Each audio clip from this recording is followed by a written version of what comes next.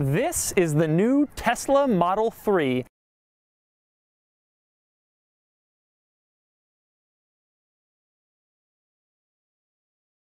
And it is the coolest car that's coming out this year. Today, I've borrowed this Model 3 from a viewer here in California, and I'm going to show you what I mean.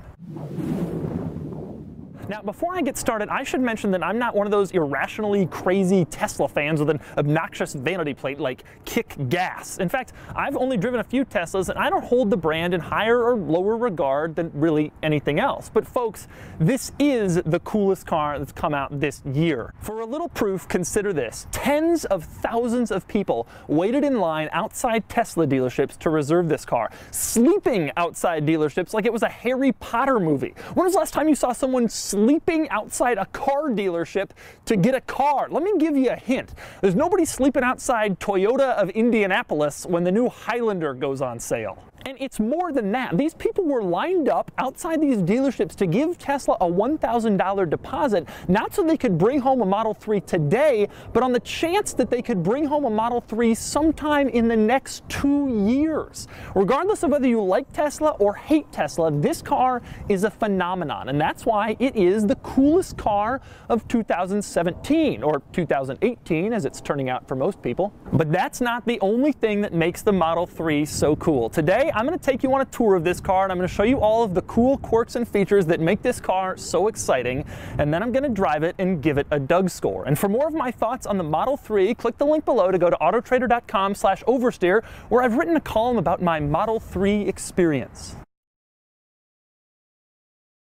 Now, before I get started with the quirks, I want to give one little disclaimer. I'm not some crazy obsessed Tesla fan who's gone on the forums and read all the threads about this car. I know a little bit about it, but probably not as much as some of the people watching, so please don't email me and say, oh, the windshield rake is actually 4 degrees more than you said. I'm going to get some things wrong, I'm sure. This is not intended to be a perfect technical briefing. It's just sort of a general overview. And with that, on to the quirks. I'm going to start with maybe the most interesting thing about the Model 3, and that's simply unlocking the door and getting inside. Now, in every other car, you walk up with a key and you start pushing the button and it unlocks the doors, or you leave the key in your pocket. This car, you don't do any of that because there is no key. Instead, the key is contained in an app on your phone. So I've got the owner's phone in my pocket. I'm going to walk up to the car and it's going to automatically unlock as I approach. Watch the mirror on the driver's side of the car. It's set to fold out as the doors unlock, and if you watch the mirror, you'll see when they unlock as I walk up to it. Take a look. Walking up, owner's phone in my pocket, mirror unfolds, and now the doors are unlocked and I can get right in. There's no key that you use at any point when you're getting into this car, and when you want to get started and go, just basically put your foot on the brake, put it in drive, and you're gone. Now, if you want to lock your doors, it's pretty simple. It's basically the exact reverse procedure. Just walk away with your phone in your pocket, and when you get far enough away, the doors lock and the mirrors fold right back, which is the state they're in right now. And you might be wondering what happens if you lose your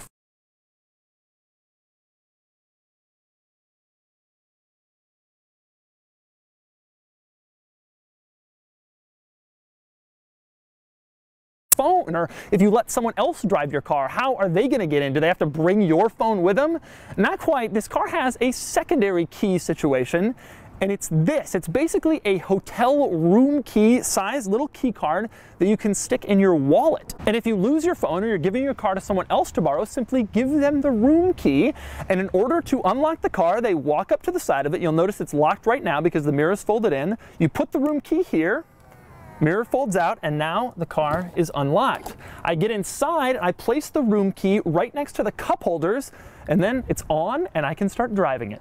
Now, it's worth noting that that key card doesn't have a little slot where you can put it on your key ring, but you wouldn't want to do that anyway. It's a card that fits in your wallet, and plus most owners will simply just use their phone, keep it in their pocket, unlock, lock the doors, get in and drive away. And the phone app does a lot more than just lock and unlock the doors. For example, the owner can use the phone to flash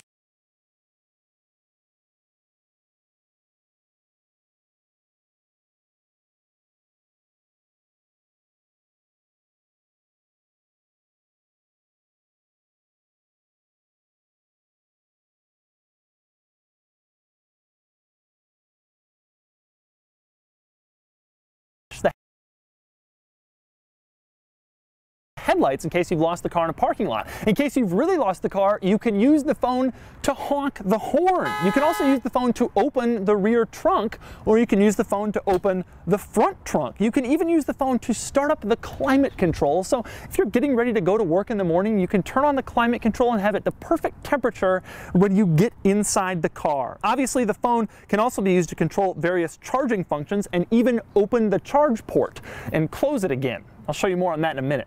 And another amazing capability of the phone app is it can give remote access to the car no matter where you are. So if you let someone borrow the car and they lost the little key card, well, that's no problem. You can unlock the doors from anywhere. You don't have to be standing 25 feet away. You could be in Europe and you could unlock the doors or charge it or open the charge port if you want to. It's all possible from the phone app. This is the future. This is how it should be.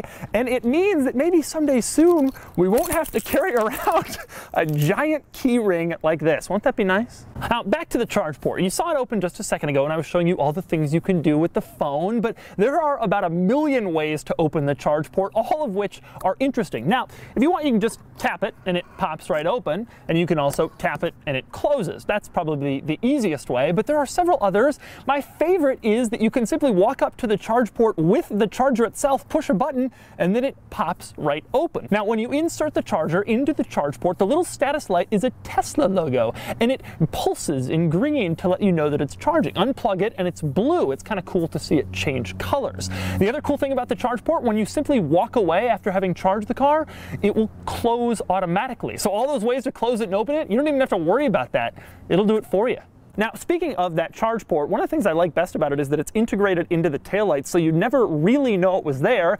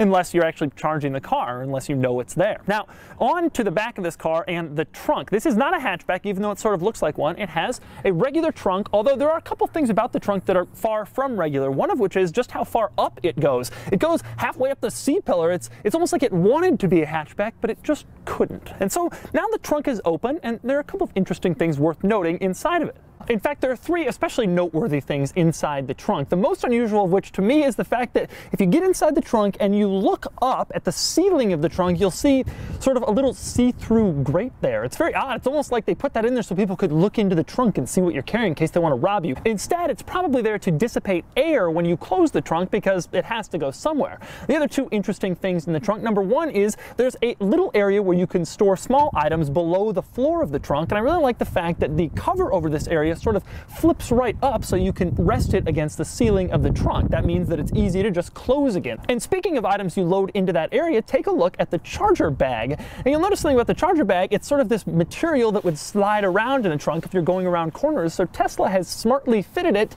with some Velcro. Stick it on the trunk and then it won't slide around. You'll always have your charger stuff. Now, since we're talking about the rear trunk, we might as well move on to the front trunk, or the frunk, as some people call it. Now, because this car doesn't have a huge combustion engine up front, they can put extra storage up here, a trunk, and in fact they have.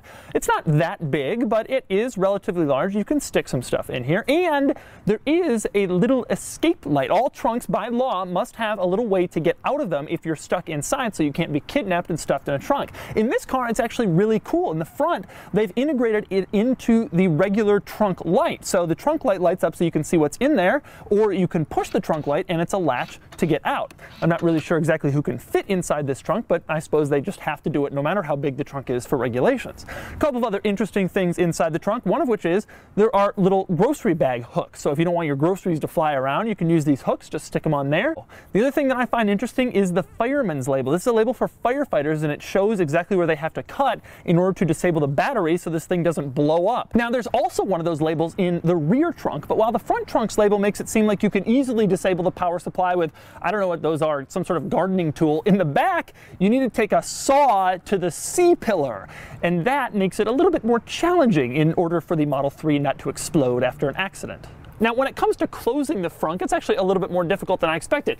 It closes initially pretty easily, just like this, like it is in a lot of other cars, but then when you actually close it, you have to put some force here in order to get it to close all the way. Now, before I move into the interior of the Model 3, a couple of other interesting exterior details, starting with the windshield wipers. There are a couple of interesting things about the windshield wipers, one of which is that when they're off, they're sort of tucked in as low as they can possibly be, almost underneath the hood for aerodynamic purposes. Getting them off the windshield lets air pass over the car, it makes the car more slippery, and it increases the range, probably. Anyway, the most interesting thing about the wipers is that in order to get them down there, they had to kind of weirdly shape the bottom of the windshield.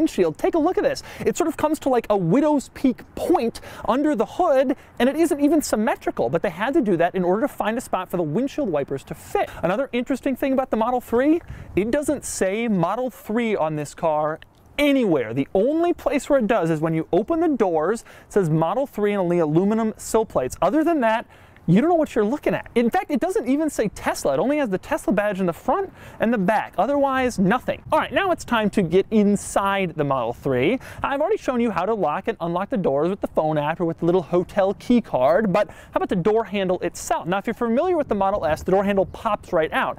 It doesn't do that in this car. Instead, to open the door, you push the back of the door handle, the front part comes out, and you open it right up. It's actually pretty simple. Now, I'll get into the specific quirks of the interior in a second, but I want to talk about maybe the quirkiest thing of all about this interior, and that is just how simple it is. When you get in this car, it's hard not to just be amazed. You get into all sorts of other cars, and there's buttons and switches everywhere, and in this thing, there's so little. Basically, no labels or buttons, anything to distract you. But this is just a complete 180 from more and more complicated car interiors that you might be seeing. Okay, so I've shown you how to get in the car using the exterior door handles. Now it's time to move on to the interior door handles, but they're not handles at all. This car is way cooler than that. Instead, they're just little buttons. You push it and the button unlatches the door, and it also swings it open a couple of inches, then you have to do the work from there. Now, interestingly, those buttons are electronic, so if the battery dies, they won't work. Fortunately, Tesla has placed a manual solution on the front doors. It's right above the window switches. You pull it and then you manually unlatch the door in case the battery dies and the electronic buttons don't work. But notice I only said on the front doors. The rear doors don't have a manual door release. So if you're driving along your Model 3 and you're in the back seat and the battery dies, you won't be able to get out the back doors because your button won't work. Instead, you'll have to climb into the front seats and use the manual release up front. Now, interestingly, you're not supposed to use that emergency interior door release regularly, only in an emergency, because when you do use it, a little warning light pops up on the center screen and tells you that it could damage the window trim if you use it, which is interesting. Now, speaking of the windows, I'm going to start this interior tour in the back. And one of the most interesting things about the back of the car is the rear windows. They roll down, but not all the way, not even close to all the way. It's actually kind of interesting. There's like 6 inches of window still left when the window is all the way rolled down. Now, the rear seat is a bench, and it folds down if you have stuff in the back that's too large for the trunk. There are 3 seats with cup holders. It's pretty simple. The most interesting thing I think about the center seat is that the center headrest raises, which means that you can have someone in the middle and you can give them a headrest, and if they're not there, you can put the headrest down for better visibility.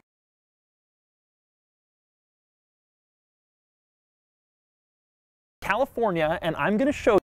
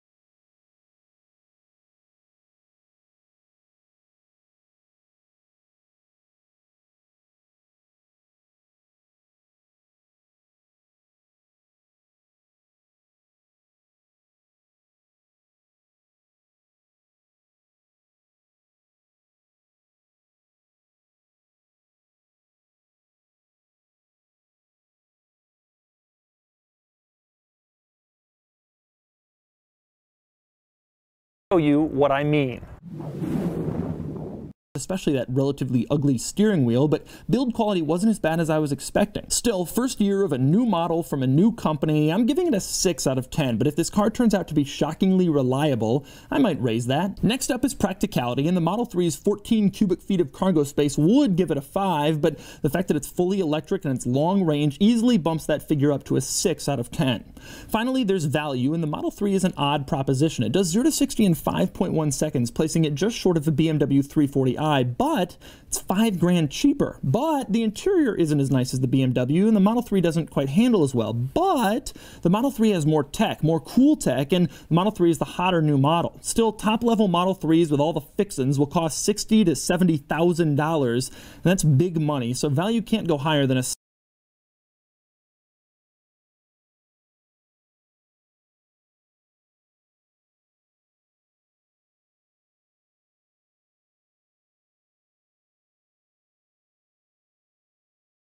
$7 out of 10. Add it all up and the total daily score is 35 out of 50, placing it near the top and making it the highest car in its price range. Add it all up and the total Doug score is 68 out of 100, which is by far the best score yet for a car at this price level. Admittedly, a few points are due to its cool factor at the current moment, so it could drop a bit, but it's still a strong figure with good showings in both daily and weekend categories, which makes sense. This is a great all-around car.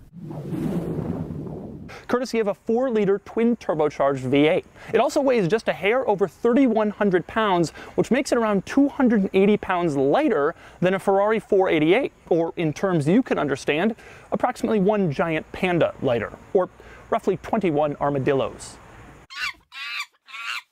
Of course, if I'm comparing this thing to the Ferrari 488, you probably know this thing has got to be pretty expensive, and indeed it is. The McLaren 720S starts at $285,000, and with options, things can go up from there. This one has a sticker price of just over $335,000. So today, I'm going to show you what you get when you spend more than $300,000 on a McLaren. I'm going to show you all of its cool features and its interesting quirks. Then I'm going to take it out on the road and tell you how this thing drives, and then I'm going to give it a Doug score. And for more of my thoughts on the 720S experience, click the link below to go to autotrader.com/oversteer, where I've also compiled a list of the other hottest, most anticipated new cars coming out this year, according to me.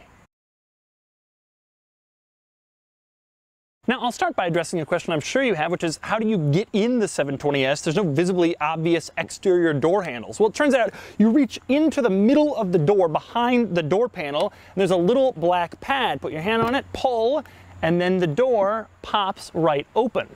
And then you jump inside. So now I'm inside the 720S to go over the long list of quirks and features in the interior of this car. There are some really cool ones.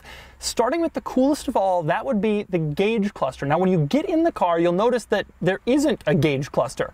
It's not until you turn on the car that the gauge cluster whirs into place, making a full 90-degree turn so that it displays itself to you. But that's not the coolest thing about the gauge cluster. The coolest thing about the gauge cluster is that when you put the 720S into track mode, the gauge cluster whirs down again and goes back into the position that it's in when the car is off, and it only displays the information you absolutely need to know on the very top of the gauge cluster. Put the car back in sport mode or regular mode and the gauge cluster goes back to its normal position, displaying more information. Now, interestingly, it's not just track mode that you can use to change the positioning of the gauge cluster. There's also a little button to the left of the steering wheel that you can push, and that will change the gauge cluster from down to up and vice versa. Another cool thing about the gauge cluster is that you can customize when it whirs into its lower position. The default is track mode, but in the center infotainment system, you can change that to sport mode and track mode, or you can make it so it only happens when you manually push the button. Of course, there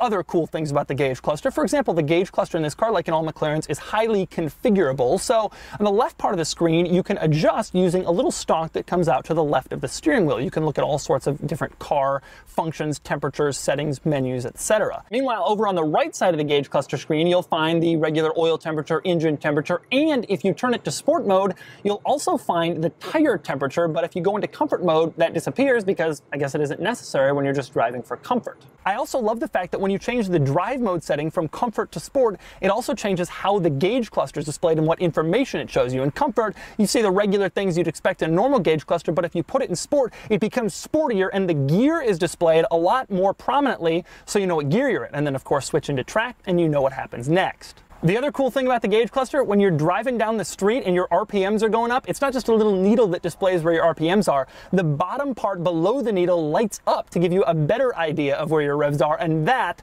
is really, really cool. And finally, another cool thing about the gauge cluster that I really like, when you turn this car off, before the gauge cluster retreats back into its sleeping position, it tells you how many days of battery life you have left. That's because McLaren knows that its owners are going to park these cars for a long time. They got 10, 12 cars in their collection, and it's really nice to know exactly how long you can let it sit before the battery would go flat while you're driving your other exotic cars. But while the gauge cluster might be this car's coolest party trick, it isn't the only cool feature inside this interior. Instead, there are a lot of them. I'm going to move on right now to the air vents. So I'm going to start with the air vents in the middle. Now, in the middle, there are two air vents in this car. One is a circle, the other is sort of a triangle shape. The triangle one can't really be adjusted. You can't move it up or down or side to side, but you can do one cool thing with it. If you push the big silver button in the middle of it, turns it off. No more air comes out. Push it again, turns it back on. It's sort of a little hidden feature of that air vent. The other air vents are also unusual. They're circles on the left, right, and middle of the dashboard, and you can move them all around just like normal air vents in regular cars. But the cool part is if you turn the little silver tab in the middle, it turns the air vent on and off and on and off, which is a cool little quirk of the air vents. Next up, two more of my favorite features in this car, in the middle of the interior. That would be the drive mode selector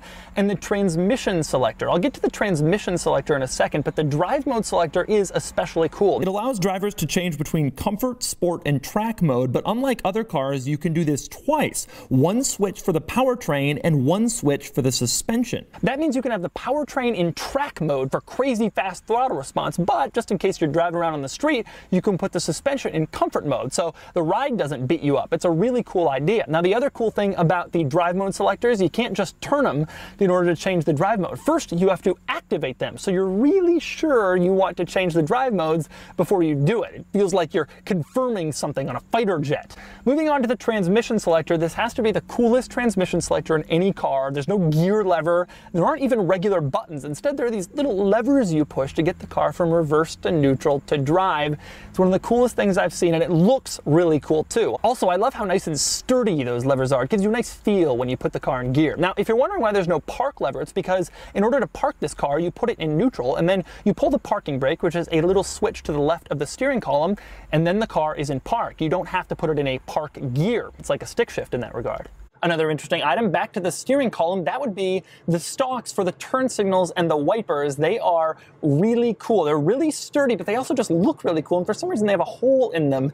I don't know why I like these things so much, but I really do, and I'm glad that McLaren uses them. Also interesting in this car, now because the gauge cluster can fold away when you're in track mode, or if you just manually fold it, you wouldn't be able to see all of the lights you might need to see, like the check engine light and other warning lights, whether your turn signals are on, that sort of thing. So this car has two fixed driver information centers that contain all of the little warning lights to the right and to the left of the steering wheel. Those are always there, regardless whether or not your gauge cluster is upright or sleeping. Now, like in a lot of exotic sports cars, there is no glove box in the 720S, but like in a lot of cars with no glove box, there are a lot of other interesting storage areas throughout the cabin. Like, for example, the doors have a couple of little storage pockets, one on each door. The center console has a nice little storage pocket with a rather sturdy center console lid, and there's a net between the seats where you can store stuff. But my personal favorite storage item in this car is behind the seats. There's a little shelf, and while most cars are content to just leave this shelf there so you can throw your suitcase back there, the McLaren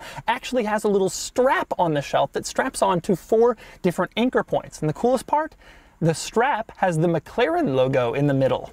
Next, we move on to another one of my favorite features in this car, and that would be the windows. Not the windshield, the windows on the sides, the windows behind you. How about the windows above you? There are windows in this car mounted on the doors. They're optional, and it's a $2,690 option. I'm going to get into more of the crazy options in a minute, but the windows are maybe my favorite of the crazy options because when you're sitting in the car, it looks like a cockpit in a fighter jet. All the other glass goes almost over you, and then the windows are right above you. It's a really neat look, and check out how cool it looks when the door is open. Now, I've been in a lot of exotic cars, but I've never seen door-mounted windows that line up above your head when the door is closed. That's pretty cool. Next up, onto the cup holders. There are two of them in this car. One of them is hidden under the center controls, so no one will really know that it's there. The other one is right in the middle, and in this car, it's lined in Alcantara, which is not really the material I use for a cup holder because it'll just stain and get dirty and fade quite quickly. But nonetheless, it's there and it will hold your drink if you want. And then we move on to the infotainment system. Now, the infotainment screen in this car is vertical, like in previous McLaren models, and not horizontal, like in every other car,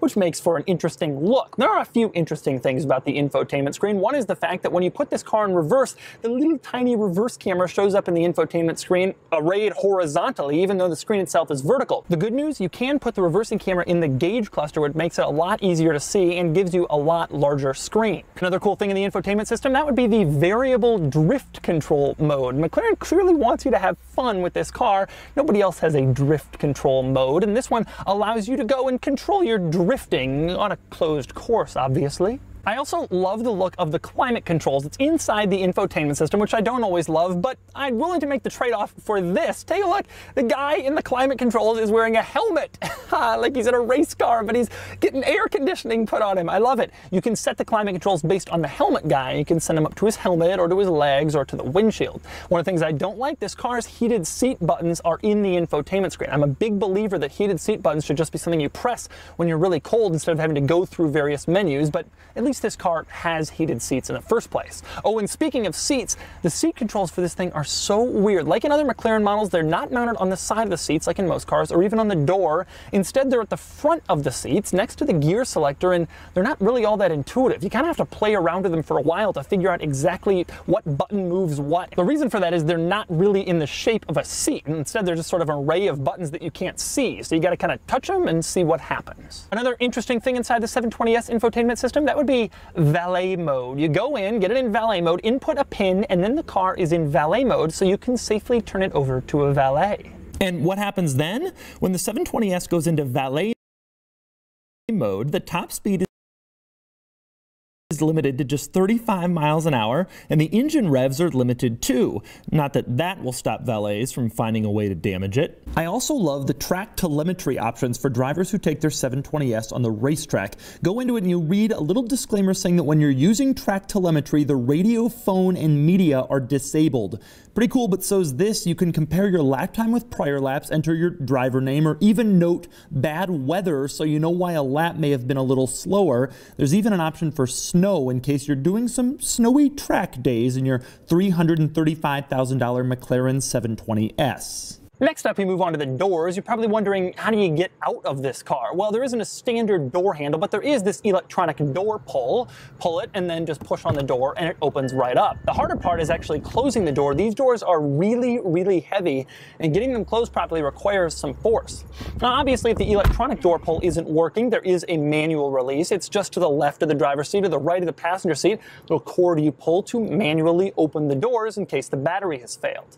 Now that I've figured out how to open the doors and get out of the 720S, time to move on to the quirks and features of the exterior. There are many. We will start with the headlights, which have been very controversial in this car. In fact, a quick glance, you might think that the headlights are missing, but they're not. The weird thing about the headlights is there's this little cutout, like you can see, and there's a bar going across it. Well, that's not the headlight. That's actually the turn signal, and I think it looks kind of cool. The bar goes across the headlight, and then it sort of continues on the other side of the bodywork by the wheel. The actual headlight itself is further in underneath that bar behind it, and also behind that bar is a little air intake. So it's a combo headlight, turn signal, air intake thing. This is a controversial aspect of this car, but I think it looks at the very least interesting. Now moving on to the trunk, you'll find a couple of interesting items up here in the 720S, starting with the fire extinguisher, which by the way, it's hilarious, it's in the trunk. A fire starts in the car and you stop, pull over, you pop the trunk, walk to the front, open it, turn on the fire extinguisher. It's like 30 seconds before you can actually start battling the flames. Anyway, there's the fire extinguisher and there's also a first aid kit and a warning triangle. Now, the reason I find those things kind of interesting is because they're cheap. The fire extinguisher costs only $180 per the window sticker, and the first aid kit and the warning triangle are only $80, which is absolutely nothing on the window sticker of a $335,000 car. In fact, this car has the McLaren Sports option package, which is over $11,000, and it shares a window sticker with an $80 warning triangle. It's probably the largest discrepancy in the entire history of car window stickers. Now, speaking of the warning triangle and first aid kit, something else interesting about this car, you can't open the engine compartment of a 720S. Seriously, you pay $335,000 and you can't even look at your glorious engine. There's no button inside the cabinet, doesn't pop back there, there's no way to do it, except hidden inside the warning triangle and first aid kit compartment, there is a little tool that allows you to get into the engine compartment, but only in an emergency. Otherwise, McLaren doesn't want you fooling around back there. Another interesting thing up in the trunk, on the left you'll notice there's a little net containing a leather zippered pouch. Well, remember, this car doesn't have a glove box, so that's where you'll find your McLaren owner's manual. It fits perfectly inside this little zippered pouch, and when you open up the pouch you'll discover that the owner's manual is hardback. It's a very classy way to learn how the buttons and switches in your McLaren work. Moving around to the back of the 720S, let's talk spoiler. Right now it's in the down position to make it extra slippery for high speed, but push a little button inside the cabin in the 720S marked arrow, and the spoiler shoots up to give you extra downforce. Take a look at the spoiler in action.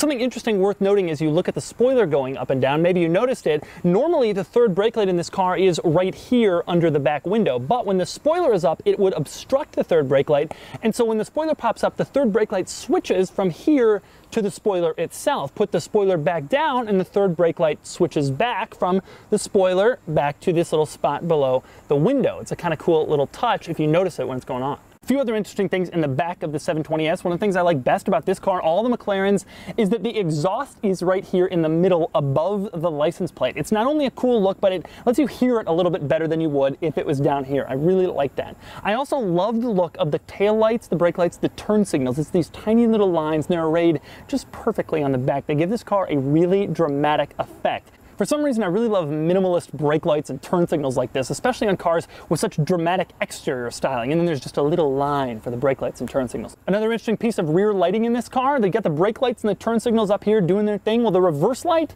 all the way down there below the license plate, and it's really tiny. Apparently, the reverse lighting doesn't fit in with the McLaren design philosophy. Another interesting item, as you can probably hear, the car is on right now. So I go to open the fuel door, and nothing. It won't open, which is odd, and there's no button or switch inside the car to release the fuel door. So I'm thinking, how do you open this thing? I can't get it open. What do you have to do? Well, it turns out, watch this. I'm gonna turn the car off. Now the car is off. I push the fuel door, and it pops right open. Apparently the fuel door can sense whether the car is on or off, and it won't open unless the car is turned off. Next up, a few other interesting exterior quirks in this car, starting with the doors. Now, I already told you they have those windows in the top of them, and that they're really heavy, but one of the craziest things about the doors is just how complex of a piece they are. For example, where you go to open them, they have a hole in them so that the door can line up with the air vent and send air into the engine, and that isn't the only hole in the door. There's a separate one at the base of the door on the outside. It's absolutely crazy. The entire door opens upwards. It has two windows inside it, one of which rolls down, and it has two holes. I don't think I've ever seen a door this complicated before. Another interesting exterior quirk, how about the windshield wipers? One of them is gigantic, one of them is incredibly small, just like the Honda Fit. No, really, just like the Honda Fit. If you have one, you know what I'm talking about. And then there is maybe this car's most appreciated feature, and that would be the sport exhaust. The sport exhaust in this car is a $5,770 option, but when you're driving it, you might think that it's worth every penny. Take a listen while it's just parked here.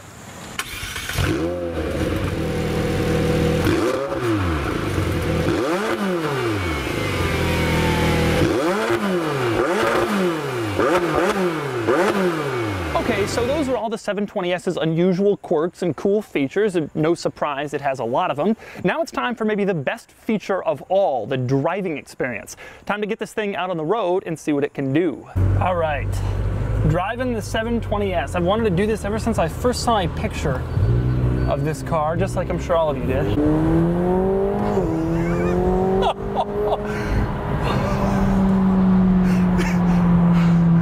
Well, that's fast. Wow. I should mention this is not a brand new car. It has 1,000 miles on it. It was a demo or a press car or something, so I'm not thrashing a completely new engine. I'm gonna put down the gauge cluster. I don't need it. I don't need all that information. Right now it's down. It's so cool.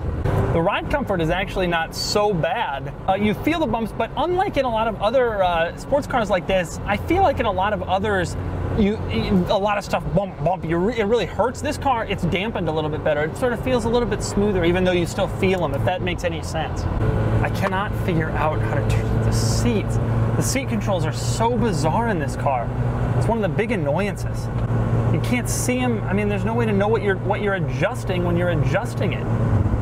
One of the things I absolutely love about this car, in addition to the engine note, which is of course amazing, the turbo note, the whistle from the turbochargers is one of the coolest sounds that I have heard any car. Going around a little bend here.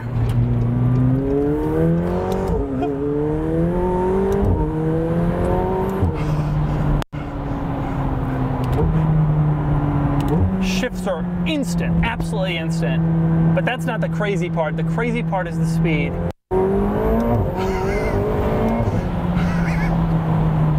Struggling for traction in third. I mean, you violate every speed limit in the world in 3.5 seconds.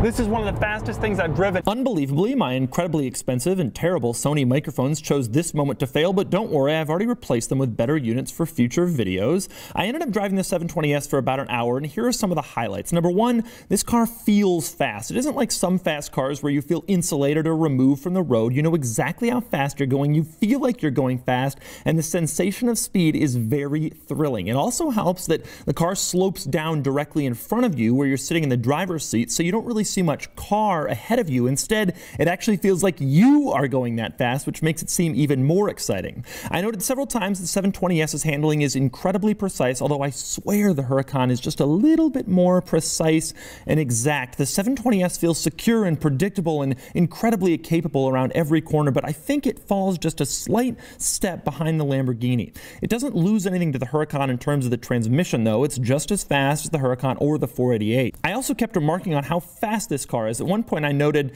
and I'm quoting here, "How is it this fast?"